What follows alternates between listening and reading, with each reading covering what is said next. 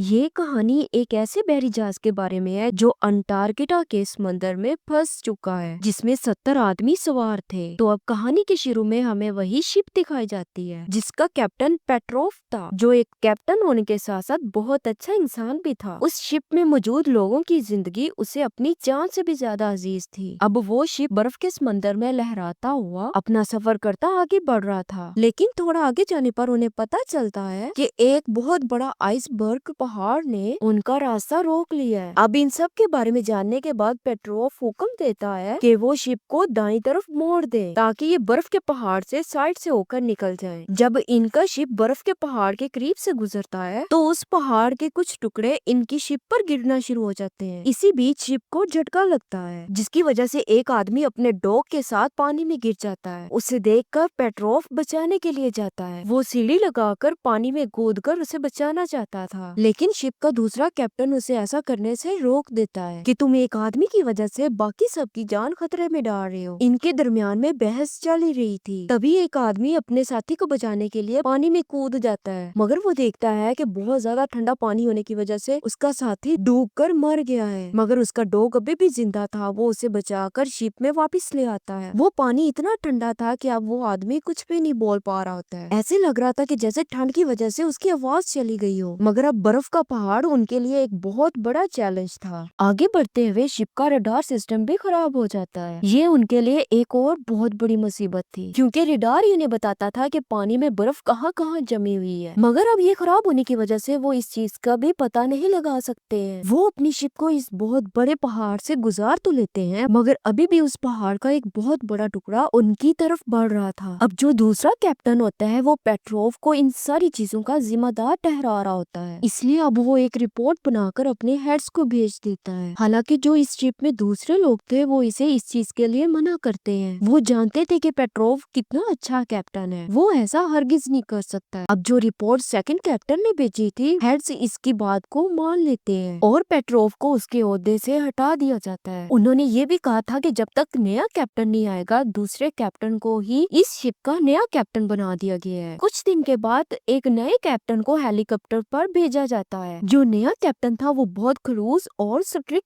था। जब वो शिप के अंदर आता है तो देखता है कि एक आदमी क्यूब के साथ खेल रहा है। वो कैप्टन उसके हाथ से क्यूब लेता है और बाहर आकर बहुत दूर फेंक देता है। तभी हम आसपास के मंजर को देखते हैं। हर तरफ बर्फ ही बर्फ थी और इनका शिप पूरी तरह से फंस चुका था। शिप ना तो आगे बढ़ रहा था और ना ही पीछे। दूसरी तरफ हमें मॉस्को सिटी दिखाया जाता है, जहाँ पर पेट्रोव की बीवी जो कि एक जर्नलिस्ट थी, वो वहाँ के मिनिस्टर से बात करती है और पेट्रोव यानी कि अपने हस्बैंड की मदद के लिए दबाव डाल रही थी। उधर शिप में सभी मीटिंग कर रहे होते हैं कि इस तूफान से कैसे बचा जाएगा। तभी यहाँ पर इनका एक साथी कहता है क्यों ना हम शिप में से पेट्रोल निकाल कर एक बहुत बड़ा धमाका करें, जिससे शायद आगे जाने का रास्ता खुल जाए। ये मीटिंग पेट्रोव करा रहा था। तभी यहाँ पर नया कैप्टन आता है और इस मीटिंग को बंद करवा देता है। उसकी बातों से ऐसे लग रहा था कि जैसे वो पेट्रोव को बिल्कुल पसंद नहीं करता और वो उस ब्लास्ट वाले आइडिया को भी मना कर देता है। मगर इस बारे में पेट्रोव को भी कुछ ठीक नहीं लग रहा था। नया कैप्टन कहता है कि जिस फ्यूल को तुम लोग यूज करने की बात कर रहे हो, आने वाले दिनों में हमें इस फ्यूल की जरूरत पड़ेगी। इसलिए कैप्टन अब हर जगह इमरजेंसी की न्यूज फैला देता है। अब चूंकि इनकी शिप बर्फ में फंस चुकी है, इसलिए ये शिप की लाइट्स को भी बंद कर देते हैं, क्योंकि ये नहीं जानते थे कि इनका शिप यहाँ से कब निकलेगा। इसलिए इन्हें अपनी हर चीज को संभाल के रखना होगा। अब पेट्रोव यहाँ पर कुछ सोचता है, क्योंकि वो ऐसे ही चुप नहीं रहने वाला था। वो सोचता है कि आखिर कब तक हम यहाँ पर फंसे रहेंगे और मदद का इंतजार करेंगे। इसलिए अब ये फ्लेयर गन को लेकर उस बर्फ के पहाड़ के बारे में जानने के लिए शिप से बाहर निकलता है। तभी उसे हेलीकॉप्टर का पायलट देख रहा था, जो कैप्टन को यहाँ पर लेकर आया था। मगर वो पेट्रोव को कहता है कि तुम इस बारे में परेशान नहीं हो, मैं किसी को कुछ नहीं बताऊंगा। पेट्रोव जब शिप से उतरकर बाहर जाता है तो पानी पर बर्फ की तह जम चुकी थी। जब पेट्रोव थोड़ा आगे जाता है तो उसे वही क्यूब मिलता है जो कैप्टन ने फेंक दिया था, लेकिन वहाँ पर बर्फ का गड्ढा था जिसमें वो गिर जाता है। तभी